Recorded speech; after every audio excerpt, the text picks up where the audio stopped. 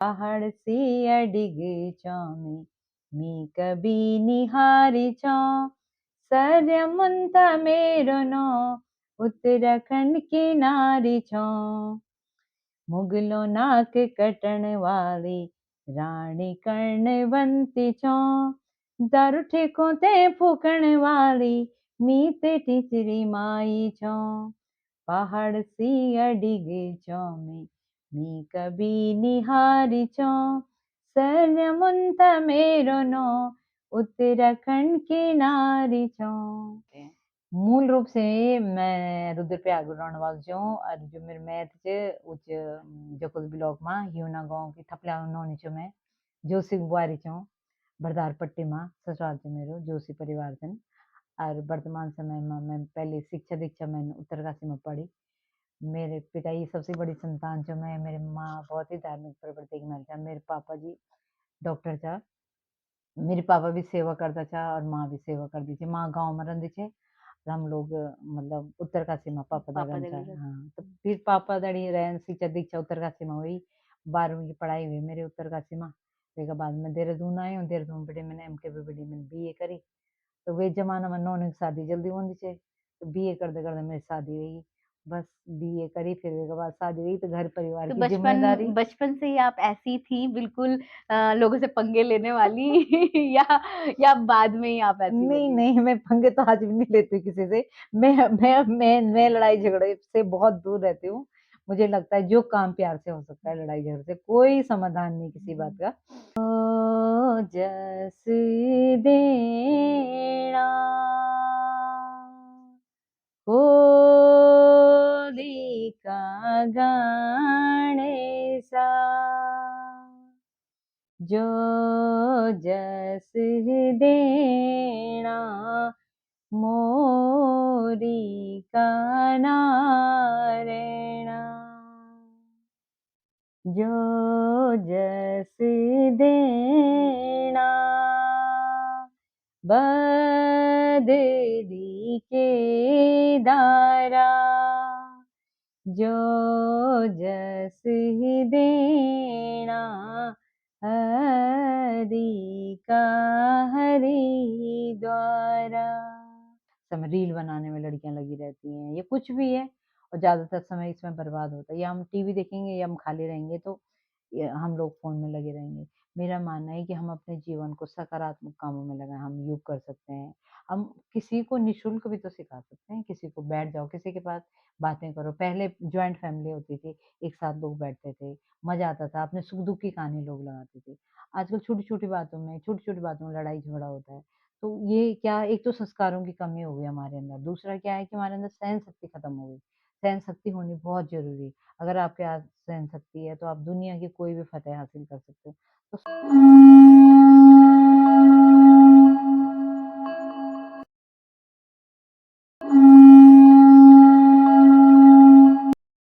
नमस्कार, आप देख रहे हैं उत्तराखंड टाइम्स। मैं हूं आपके साथ रेखा भंडारी। जी हाँ, उत्तराखंड टाइम्स की शक्ति सीरीज चल रही है और आज की शक्ति स्वरूपा है हमारे साथ कुसुम जोशी जी, जो सामाजिक कार्यकर्ता है और ऋषिकेश क्षेत्र में ही नहीं बल्कि पूरे उत्तराखंड में नशे को दूर करने को लेकर उनकी एक संस्था चलती है और उसमें लगातार वो कई सालों से काम कर रही हैं।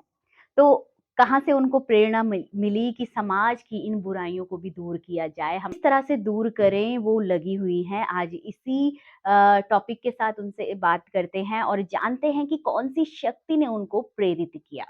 सबसे पहले तो स्वागत है आपका उत्तराखंड टाइम्स में और आज उत्तराखंड टाइम्स की आप शक्ति स्वरूपा बनी हैं तो हमारी हमारी तरफ से उत्तराखंड टाइम्स की तरफ से एक छोटा सा भेंट आपको।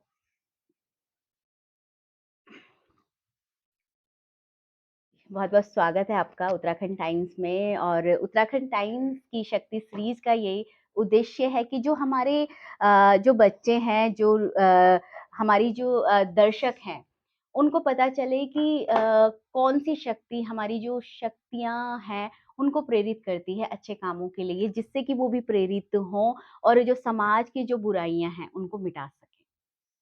सबसे पहले आप सब दर्शकों को मेरे प्रणाम और रेखा जी आपसे बहुत बहुत धन्यवाद।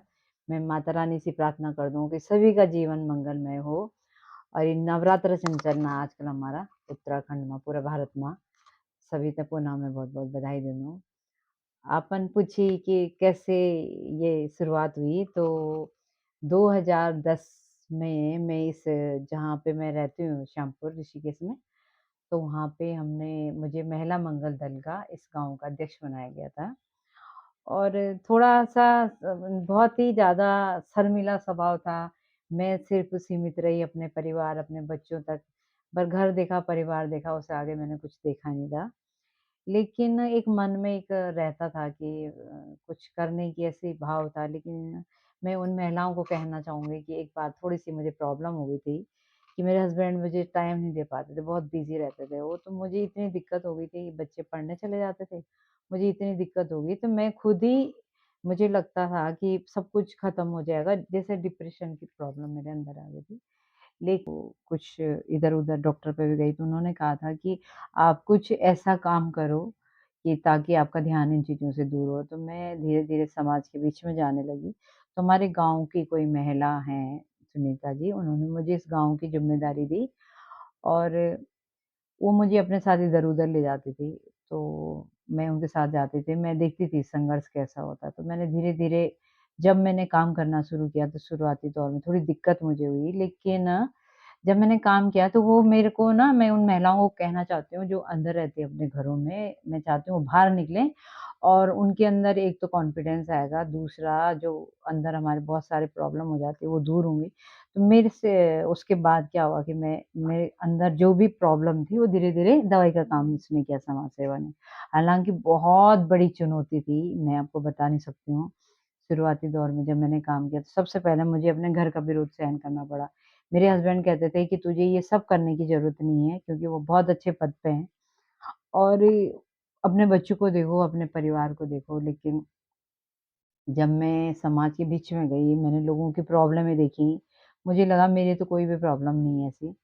तो जब हम शादी में जाते थे, शादी समारोह में लोग मेहंदी की रात को शराब के नाम पे या दिखावे के नाम पे लोग बड़ी-बड़ी पार्टियाँ करते हैं और उससे सबसे ज़्यादा प्रभावित हमारी माताएँ और बहनें होती हैं और जिस घर का कार्य होता है, वो लोग भी कहीं न कहीं परेशान होते हैं। ये हमारे समाज में दिखावे के नाम पे ये शराब की परोसी जाती है।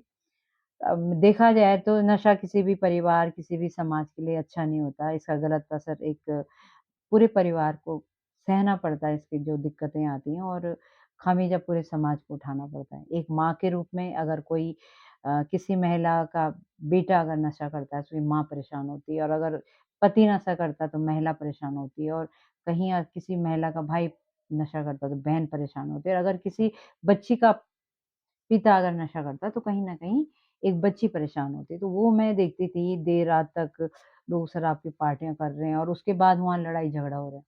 मैंने देखा है इसी कॉलोनी में जहाँ मैं रहती हूँ, मैंने यहाँ तक देखे एक बार तो थमाले लेके गोरखों की शादी थी किसी की और रात को पीछे जब उन्होंने आपस में झगड़ा हुआ, तो थमाले लेकर पीछे भागे वो।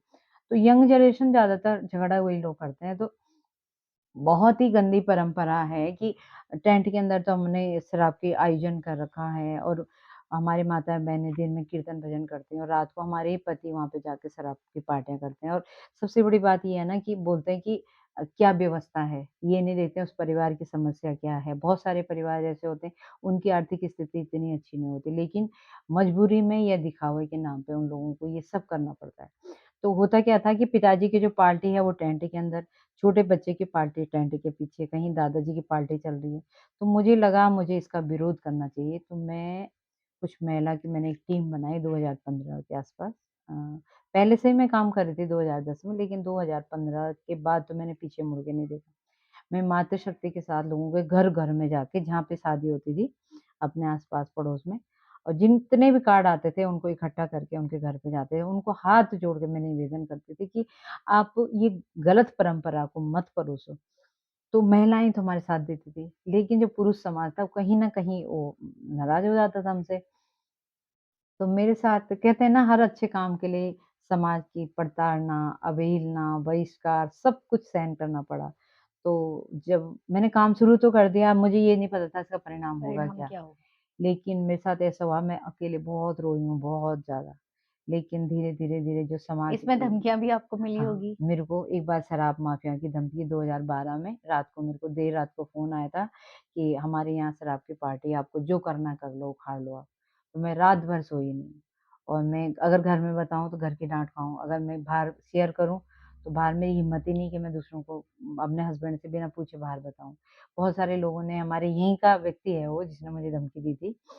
तो फिर मैंने सोचा चलो ये तो बेवकूफ़ है, मैंने उसे माफ़ कर दिया, चल कोई बात नहीं, अगर इसने गलती करी तो मैं क्यों बेवकूफ़ बनूँ।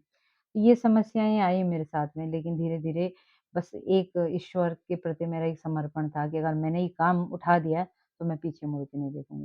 लेकिन कहते हैं ना कि कोशिश करने वालों की कभी हार नहीं होती। मैंने लगातार काम किया, मैं लोगों के घरों में गई, पहले मैंने महिलाओं को बोला मेरे साथ चलो, लेकिन हुआ क्या कि बहुत सारे लोग तो सपोर्ट करते थे और लेकिन कुछ लोग ऐसे कर 2-3 परिवार तो ऐसे थे कि हम जब मैं उनके घरों में गई तो उन्होंने मुझे रुला दिया। मतलब उन्होंने इतना मुझे अंट-शंट बोल दिया या मेरे साथ की महिलाओं को भी बोला कि हम आपकी थोड़ी पी रहे हैं, आप कौन होती हो ये बोलने वाले, निकले हमारे घर से। मैं घर आके बहुत रोई। अब रोऊँ किस पति के पास रोऊँ तो पति भी डाँटे, किसके बोलूँ मैं? महिलाओं ने मेरा साथ छोड़ दिया। लेकिन वो परमात्मा का आशीर्वाद ऐसा रहा कि मैंने कभी हिम्मत नहीं हारी और भगवान की कृपा ऐसी हुई कि जो अच्छे समाज के लोग थे उन्होंने मेरा सहयोग किया। लगातार मैं लोगों के बीच में गई और आज जो भी हूँ आपके सामने हूँ। 1 सेकंड। बहुत सारे अवार्ड भी आपको इस काम के लिए मिले हैं, तो कुछ अवार्ड आप शेयर कीजिए।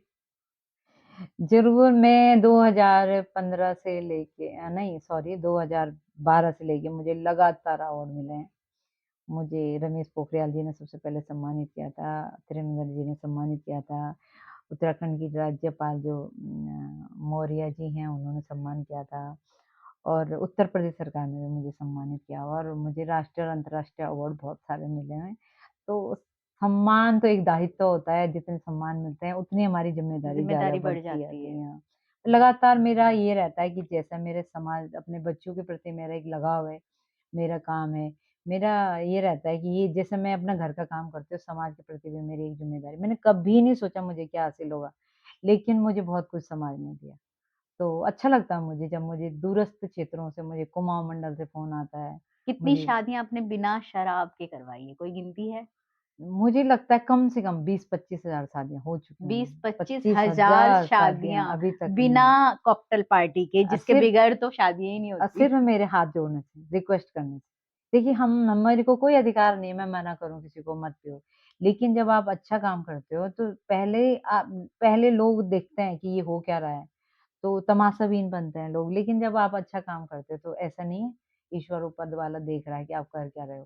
तो मुझे बहुत अच्छा लगता है और मेरे अंदर इतना कॉन्फिडेंस आ गया ना कि मैंने बड़े-बड़े माफ़ियाओं से लेके भी और जिसने कुछ भी बोला होगा मैंने सहन किया बस, ये सहन शक्ति बहुत बड़ी चीज़ मुझे लगती है और सिर्फ़ और सिर्फ़ मेहनत मैंने की है। और मेरे बच्चों ने मेरा बहुत सहयोग किया, मेरे हस्बैंड ने उसके बाद मेरे हस्बैंड को भी अच्छा लगा जब वो बाहर जाते थे, तो लोग कहते थे कि मतलब आपकी मिसेज़ बहुत अच्छा काम कर रही हैं, तो उन्होंने फिर सहयोग किया, तब उन्होंने मना नहीं किया मुझे और मेरे दोनों बच्चों ने मेरा बहुत सहयोग किया, चाहे मेरा बेटा हो, चाहे मेरी बेटी हो। उनके सहयोग के बिना तो मैं एक कदम भी नहीं चल सकती। दीदी, समाज को सुधारने के साथ-साथ अपने आपने उत्तराखंड की संस्कृति को भी सँभाला, उसको भी संजोए रखा। और आप जहाँ भी चलती हैं अपनी आपकी यहाँ तक कि मैंने आपको बुलाक में तक देखा है, हँसुली तो आपने अभी पहनी है। तो इस तरह से आप अपना पहनावा भी और इतना मतलब इतना संघर्ष करके आप पहुँची है, फिर भी अपना पहनावे को, अपने आभूषणों को नहीं छोड़ा आपने उत्तराखंड के। देखिए, जो हमारा संस्था का उद्देश्य भी यही है, मेरे तो टैगलाइन ही यही है कि आओ नशा मुक्त समाज बनाएँ और अपने बच्चों को संस्कारवान बनाएँ। शादी समारोह में शराब नहीं संस्कार परोसें। मैं चाहती हूँ लोग अपनी जड़ों से जुड़े रहें। अब क्या होता है कि हम लोग एक दिन तो पिला देंगे, लड़ाई झगड़ा हो जाएगा, लेकिन अगर आपकी यादगार के तौर पे अगर आपने मांगल गीत रखे, कितनी अच्छी हमारी पौराणिक संस्कृति थी, इतनी सुंदर हमारी माताएँ-बहनें गाती थी। पहले मैंने देखी हो, मेरी दादी गांधी छे मेरी चाची गाँधी छे, मेरी बड़ी गाँधी छे, तो वो लोग इतना सुंदर गाना था तो उनको सुन-सुन के बहुत अच्छा लगता था, ये कैसे गा रहे हैं। लेकिन धीरे-धीरे हमने क्या हम लोग पाश्चात्यकरण की ओर हम लोग गए और हमने अपनी परंपराओं को धीरे-धीरे छोड़ा। तो आज अच्छा लगता है कि महिलाओं को रोज़गार मिल रहा है इसमें, तो मैंने देखा रेखा दसमाना जी बहुत अच्छा मंगल कर रही हैं वो और बहुत सारी बहनों को देखा मैंने जो कि बहुत अच्छा इस पे काम कर रही हैं। तो मुझे लगा क्यों ना मैं एक कुछ दूँ समाज को ऐसा कि आप ये शराब ना रख के आप मंगल गीत रखो। अगर आप 20,000 या 25,000 के सामान्य आदमी एक शराब पिलाता है, तो आप 10-20,000 5,000 हमारी महिलाओं को दे दो। किसी का ये रोज़गार हो जाएगा। बहुत सारी महिलाएँ ऐसी जो बहुत अच्छा गाती हैं, लेकिन किसी के हस्बैंड नहीं है, उनकी मजबूरी है। बहुत अच्छी लड़कियाँ गाती हैं, लेकिन उनको कहीं एक मंच नहीं मिलता। मंच नहीं तो मिल रहा। मुझे लगा कि क्यों ना मैं इसको मतलब इस शराब की पार्टी को थोड़ा-सा किनारा करके और उनको रोज़गार के तौर पे जोड़ा जाऊँ। तो मेरे पास अब 15-20 महिलाएँ हैं कि जो ये काम कर रही हैं और अभी आपके सामने एक फ़ोन आया था, शादी है, तो मैं अपना ना जाके मैं किसी और को भेज दूँगी। एक 2 बोल मांगल के थोड़ा दर्शकों के लिए। जो जस देना होलिका गणेशा जो जस देना मोरी का नारायणा जो जस देना बदरी के दारा जो जस देना हरि का हरि द्वारा। क्या होता है कि हमारे शुभ कार्यों में मंगल गीतों के माध्यम से देवी देवताओं का आह्वान किया जाता है। तो कि भगवान आओ, इन भगवान अग्निदेव को बुलाया जाता है, इंद्र भगवान को बुलाया जाता है, धूप को बुलाया जाता है, फूल को बुलाया जाता है, गाय माता के गोबर को बुलाया जाता है। उनका आह्वान किया जाता है कि आओ हमारे शुभ कार्यों में और हमारे कार्य को संपन्न कराओ। तो सबसे पहले देवी-देवताओं का आह्वान किया जाता है हमारे यहाँ, तो इसीलिए ये मंगल किए जाते थे और इस चीज़ के बारे में आज की हमारी जो जनरेशन है, उनको पता नहीं है। तो जब हम जाएँगे, लोग पूछते हैं, "आप क्या कर रहे हो?" ये तो उनको अच्छा लगता है। जी। अम, मांगल तो आप गाते हैं और इसके अलावा जिस तरह से महिलाओं में कितना बदलाव आपने देखा है? क्योंकि जब आप शादियों में आपने शराब छुड़वा दी, शराब कॉकटेल पार्टी करवा दी छुड़वा दी और जो मांगल गवा दिए, तो क्या माहौल रहा शादी में? देखिए, एक तो सबसे बड़ी बात ये है कि लड़ाई-झगड़ा नहीं होता। देखिए लोगों का कितना पैसा बचता है इससे। भई आप बेवजह ये 20-30 सामान्य परिवार की बात बता रही हूँ, गरीब से गरीब परिवार की बात 20-25 हज़ार कहीं नहीं जाता जो कि कॉकटेल में खर्चा हुँ, होता हुँ। है। तो जो बड़े लोग हैं वो तो 1-1 लाख रुपए पे खर्च करते हैं। लेकिन ना अगर उनके 20,000 रुपए में मुझे लगता है उनकी मेरी वज़ह से किसी का भला हो रहा है, तो मेरे लिए इससे बड़ी उपलब्धि नहीं हो सकती। और मुझे तो कहते हैं कि कुसुम जोशी को शादी में मत बुलाना, हमारे यहाँ कॉकटेल में उनको मत देना कार्ड के। तो मुझे बहुत खुशी है इस बात की कि कहीं न कहीं लोगों में मतलब एक डर लोगों है। में एक मन में एक बात है कि और महिलाएँ चाहती हैं कि मैं उनके यहाँ जाऊँ, लेकिन वो कहते हैं दीदी हम आपको बुलाना चाहते हैं, लेकिन हमारे हस्बैंड लोग मना करते हैं। तो मुझे इस बात की बहुत खुशी है कि कहीं न कहीं इसमें भी एक पॉज़िटिविटी है कि लोग के मन में ये बात है कि कहीं वो आके कुछ बोल ना दे। हालाँकि मुझे कोई हक़ नहीं किसी को बोलने का और सबसे बड़ी बात ये है कि मैं जहाँ पे शादी समारोह होता है वहीं पे जाके ऐसे ना हम किसी को पकड़ा दें सम्मान पत्र क्योंकि उसका भी एक सम्मान है। तो होता क्या है ऐसे अंदर आप पार्टी कर रहे हो और बाहर हम सम्मान पत्र दे रहे हैं, नहीं। पूरी जाँच-पड़ताल के साथ चाहे हम कम लोगों को 4 लोगों को मैं सम्मान दूँ साल भर में, लेकिन बिल्कुल जाँच-पड़ताल के साथ है। बहुत सारे लोग ऐसे करते हैं, मेरे साथ एक घटना घटी है ऐसी कि उन्होंने बोला कुछ और किया कुछ, लेकिन वो काम मुझे नहीं करना। पहले शादी हो जाती है उसके बाद मैं वहीं शादी समारोह में जाके एक सम्मान पत्र और पर्यावरण संवर्धन के लिए एक पौधा भी हम लोगों को देते हैं कि आप जब आपकी बहू घर पे आएगी, अगर लड़के की शादी हुई तो बहू आएगी तो आप अपनी बहू से लगाना और अगर लड़की की शादी है तो लड़की विदाई के टाइम आप उसको लगाना। तो हमारा पर्यावरण संवर्धन भी होगा। कहते हैं जैसे वंश वृद्धि होती है हमारे, लड़की दूसरे घर में आती है, तो उस पेड़ में फल लगे, फल फूले ये पेड़, उसी के लिए ये मैती आंदोलन भी हुआ था और उसी की तर्ज पे हम लोगों का भी मतलब मैं चाहती हूँ कि हम एक भूखे ना रह के हम पर्यावरण संबंधी एक पौधा लगाएँ। लोग मुझे बहुत बाद में फ़ोटो भेजते हैं कि इसमें फल लगे हैं, तो मुझे अंतरात्मा हमारी बहुत खुश होती है इस बात को लेके। दीदी ये शक्ति कुसुम जोशी के अंदर जो शक्ति है कहाँ पली-बड़ी, कहाँ जन्म हुआ, कहाँ से आप बिलॉन्ग करते हैं?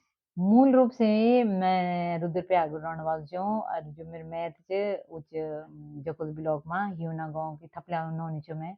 जोशी बुआरी चो बरदार पट्टी मां ससुराल च मेरो जोशी परिवार छन और वर्तमान समय में मैं पहले शिक्षा दीक्षा मैंने उत्तरकाशी में पढ़ी। मेरे पिता जी सबसे बड़ी संतान छो मैं, मेरी माँ बहुत ही धार्मिक प्रवृत्ति की मालिक छा। मेरे पापा जी डॉक्टर छा। मेरे पापा भी सेवा करता छा और माँ भी सेवा करती थी। माँ गाँव में रंदी छे। हम लोग मतलब उत्तरकाशी में पापा पापा दगन छा। दगड़ हाँ, तो फिर पापा दड़ी रहन शिक्षा दीक्षा उत्तरकाशी में हुई। 12वीं की पढ़ाई हुई मेरी उत्तरकाशी में। वेके बाद मैं देहरादून आई हूँ। देहरादून बिटि मैंने एमके-बीबीडी में बीए करी। तो वे ज़माना में नौनी की शादी जल्दी होंदी छे। तो बीए करते-करते मेरी शादी हुई। बस बीए करी फिर वेके बाद शादी हुई तो घर परिवार तो की बचपन ज़िम्मेदारी। बचपन से ही आप ऐसी थी बिल्कुल लोगों से पंगे लेने वाली या या बाद में ही आप ऐसी नहीं, बनी? नहीं, मैं पंगे तो आज भी नहीं लेती किसी से। मैं लड़ाई-झगड़े से बहुत दूर रहती हूँ। मुझे लगता है जो काम प्यार से हो सकता है लड़ाई-झगड़े से कोई समाधान नहीं किसी बात का। पहली बात और दूसरी बात मैं बहुत ही शर्मीली रही हूँ बचपन से। मैं जल्दी से अपनी बात भी नहीं बोल पाती थी किसी से। लेकिन धीरे-धीरे जब काम करते हो आपके पास जब समाज के थपेड़े सहने पड़ते हैं तो गीत भी आप अच्छी-अच्छी। बहुत सुंदर लगाते हैं अपने गढ़वाली गानों को बहुत ही प्यारा मैंने कई मंचों में आपको देखा है और कवर भी किया है। हाँ जी, हाँ जी। तो गीत गाने का शौक कहाँ से लगा? नहीं एक्चुअली क्या हुआ था जब लॉकडाउन था, उस दौरान कुछ था नहीं करने को। तो मैं देखती थी कि जैसे लोग मैं क्या मतलब क्या मैं विकल्प रखूँ कि जैसे शादी में लोग शराब ना परोसें, उसका विकल्प क्या है? ये ढूँढने की मैंने कोशिश की। तो मैंने देखा फिर जो मैंने मांगल्य देखे मैंने, मुझे लगा ये बहुत अच्छा विकल्प है। क्यों ना मैं लोगों को मतलब इस तरह से जागरूक करने का प्रयास करूँ। तो फिर लॉकडाउन था, उस दौरान कुछ था नहीं करने के लिए। बच्चों को बोला मैंने कहा थोड़ा-सा करो, तो मेरा बच्चा भी बहुत अच्छे हैं दोनों, तो उन्होंने कोशिश की, तो हमने थोड़ा-थोड़ा सीखा, तो मैंने फिर एक टीम का गठन किया। तो काफ़ी सारे लोग जुड़ गए, अब उनको एक रोज़गार मिल रहा है, तो निश्चित रूप में। कोई एक गढ़वाली गीत जो आप गाते हैं अपनी बेटियों के लिए शायद उत्तराखंड की बेटियों के लिए हाँ, आप हाँ, गाना हाँ, हाँ। गाते हैं। तो एक आज नवरात्रों के अवसर हाँ, पर एक गाना अपने उत्तराखंड की नौनियों के लिए। हाँ। तन हम शादी ब्याह में जाना ना तो हम पहले के ज़माने में ना गाली भी देना परंपरा थी ना, वो हाँ, लोग हाँ। वो भी बोलते हम लोग। जी, जी। लेकिन आज मातृ शक्ति का दिन है, तो मैं उत्तराखंड की मातृ शक्ति के ही ऊपर एक कविता है छोटी-सी, वो बोलूँगी मैं। पहाड़ से अडिग चौमे मी कभी निहारी चौ सर्यमंत मेरो नो उत्तराखंड की नारी चौ बनो ते बचौण वाली नीति गौरा देवी चौ उत्तराखंड आंदोलन की मीत दुर्गा देवी चौ पहाड़ सी अडिग चौमी मी कभी निहारी चौ सरमुंता मेरो नो उत्तराखंड की नारी चौ यूं चढ़ी चरणों वाली नीत बचंद्री पाल चौ संस्कृति बचाने वाली माधुरी बरथाल चो पहाड़ से अडिग चौमी मी कभी निहारी चौ सरमुंता मेरो नो उत्तराखंड की नारी चौ मुगलों नाक कटण वाली रानी कर्णवंती चौ दारू ठेकों ते फूकण वाली मीत टिचरी माई चौ पहाड़ सी अडिग चौमी मी कभी निहारी चौ सरमुंता मेरो नो उत्तराखंड की नारी चौ। इसी गाने से याद आता है आपको पिंचरी माई की भी उपाधि पत्रकारों ने दी है। तो इस सफर के बारे में बताइए? देखिए मैंने ना मुझे ना बहुत सारे लोग बोलते थे आप टिचरी माई थी शायद 40 के दशक की दश बात है वो। तो दीपा, जगुली और ठगुली 3 सहेलियाँ थी, तो वो लोग पौड़ी की थी। तो उनका जो दीपा जी थी, उनको बहुत जल्दी उनके माताजी इस दुनिया से चली गई और पापा भी खत्म हो गए। अब उनके पास कोई था नहीं किसी तरह से 5-7 साल की उम्र में उनकी शादी हो गई। उनके पति अच्छे थे, उस ज़माने पता ही नहीं था 7 साल बच्चा को होता क्या है 7 होता साल का क्या है? बच्चा। तो जैसे वो बड़ी हुई तो उनके हस्बैंड आर्मी में थे, वो लाहौर में थे। थोड़ा बड़ी हुई तो उनको घर से अब माँ-बाप नहीं है तो शादी भी किसी तरह से हुई, तो काफ़ी संघर्ष भरा जीवन रहा उनका। तो वो चली गई लाहौर अपने पति के साथ, जब उनकी 15-16 साल की उम्र हुई। तो 1 साल वो वहाँ पर रहीं, ये सुना सुना मैंने, पढ़ा उनके बारे में। और वहाँ उनके पति को मार दिया गया, आर्मी में थे। तो वो बेचारी के उसके बाद उनको बहुत संघर्ष उनको करना पड़ा, उनको वहाँ से भगा दिया। तो पहले के ज़माने में क्या होता था कि जब किसी महिला का पति मर जाता था, उसको घर से निकाल देते, वो माई बन गई, जुबन। जोगन। हाँ, तो मंदिर में जाके रहती थी वो, और जगह-जगह भीख माँग के खाती थी। तो बहुत तिरस्कार उसको झेलना पड़ा। तो लेकिन वो एक संघर्षशील महिला थी, वो देखती थी कि हमारे उस दौर में भी 50 के दशक में भी नशाबंदी वाला वहाँ तभी भी लोग देखते थे वो कि नशा करके जो जेंट्स लोग हैं, वो महिलाओं को छेड़ रहे हैं, उनके साथ अत्याचार हो रहा है। उसने आवाज़ उठाई। तो कहते हैं कि उस ज़माने में वो वहाँ चली गई थी पंडित जवाहरलाल नेहरू के पास। तो वो दिन भर वहाँ बैठी रही, लेकिन नेहरू जी नहीं मिले। अब इस प्रधानमंत्री कहाँ मिल पाएँगे उनको। लेकिन वो गेट पे बैठी रही। शाम को जब नेहरू जी आए, तो वो सीधा नीचे लेट गईं। तो वो नीचे उतरे गाड़ी से, तब उन्होंने पूछा ये महिला कौन है? तो उन्होंने बताया ये पौड़ी उत्तराखंड से आई हुई हैं। तो उन्होंने पूछा क्या प्रॉब्लम है? तो फिर उन्होंने बैठाया उनको, उनको चाय-पानी पिलाया, उसके बाद उनको पूछा, उनकी थोड़ी मदद भी की होगी हो सकता है। तब वो आई थी कोटद्वार में, तो वहाँ फिर से वो पहले वो शराब टिचरी बोलते हैं ना, कुछ लोग गलत मतलब भी हुँ, निकालते हुँ, हैं, ऐसे हुँ। टिचरी दारू को बोलते हैं वैसे हाँ, ना। हाँ। मुझसे बहुत सारे लोगों ने सवाल पूछा कि आपने टिचरी माई नाम क्यों पड़ा इस पे? तो टिचरी बनाते थे लोग, तो उसने आग लगा दी थी। उसने माचिस निकाली और मिट्टी तेल डाल के उसने दारू के ठेकों को आग लगा दी थी। गाने का भी वर्णन है जो उसमें उसमें उसका वर्णन भी है टिचरी माई का।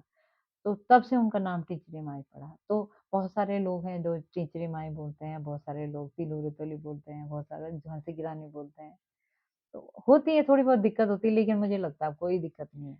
दीदी, जिस तरह से हम देख रहे हैं, हमारा जो यूथ जा रहा है, शॉर्टकट को लेके जा रहा है। शॉर्टकट चाहता है सक्सेस होने के लिए। क्या सक्सेस होने के लिए शॉर्टकट है कोई? नहीं, नहीं, मुझे तो लगता है बिल्कुल नहीं, बहुत ही संघर्षपूर्ण जीवन है, चाहे हमारी घर गृहस्थी क्यों ना हो, उसमें भी बहुत सारे उतार-चढ़ाव हैं, आसानी से तो कुछ भी नहीं मिलता। लेकिन अगर हम लगातार मेहनत करेंगे, किसी भी काम में, चाहे वो आपका काम हो, हमारा काम हो, घर गृहस्थी का भी काम हो, आप झाड़ू भी लगाएँगे और मन से नहीं लगाएँगे और नियमित नहीं लगाएँगे तो फिर मज़ा नहीं आएगा। मुझे लगता है मेहनत और शॉर्टकट के चक्कर में कभी नहीं रहना चाहिए। जितनी आप मेहनत करोगे, जितना आप भाग-दौड़ सही एक दिशा में। हाँ, सही दिशा में। एक तो आप स्वस्थ रहोगे, दूसरा आप बिज़ी रहोगे और जब आप बिज़ी रहता है इंसान तो वो बीमार भी नहीं पड़ता और मस्त रहता है और हँसता-खेलता परिवार है। आज का जो दौर है वो पैसे के पीछे भी भाग रहा है, हुँ, क्योंकि इतनी सुविधाएँ हो गई, उन सुविधाओं को जुटाने के लिए घर से भाग रहे हैं हम लोग और जब वो सुविधाएँ नहीं जुट पाती तो डिप्रेशन ये सब चीज़ें आती है। हुँ। तो किस तरह से जैसे आप गाते हैं, अपने लोकगीत आप गाते हैं, तो कैसे हम उस जो स्ट्रेस है उसको दूर करें? देखिए, मेरा मानना ये है कि हमको ना बहुत सारी चीज़ें देखिए भगवान ने सब कुछ हमें दे रखा। अब हमको क्या लेना है और क्या हमें छोड़ना है ये हम पे डिपेंड करता है।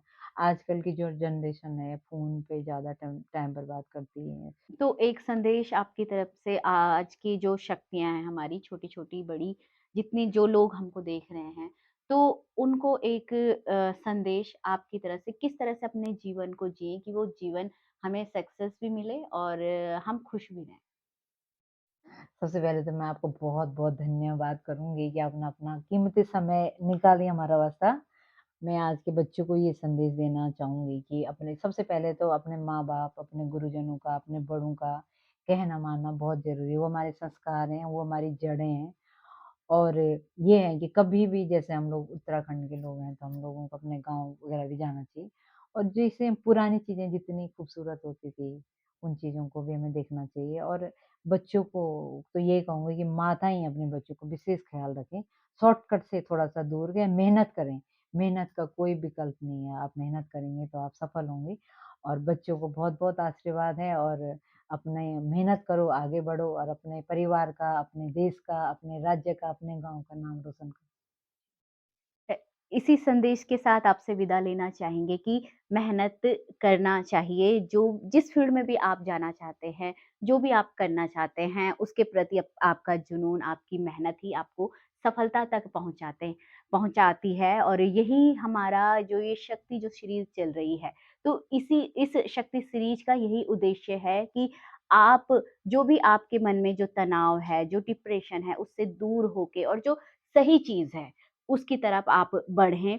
तो इसी संदेश के साथ आपसे विदा लेना चाहूँगी। आपका भी बहुत-बहुत धन्यवाद कि आपने हमें समय बहुत-बहुत दिया। साधुवाद। जी, नमस्कार।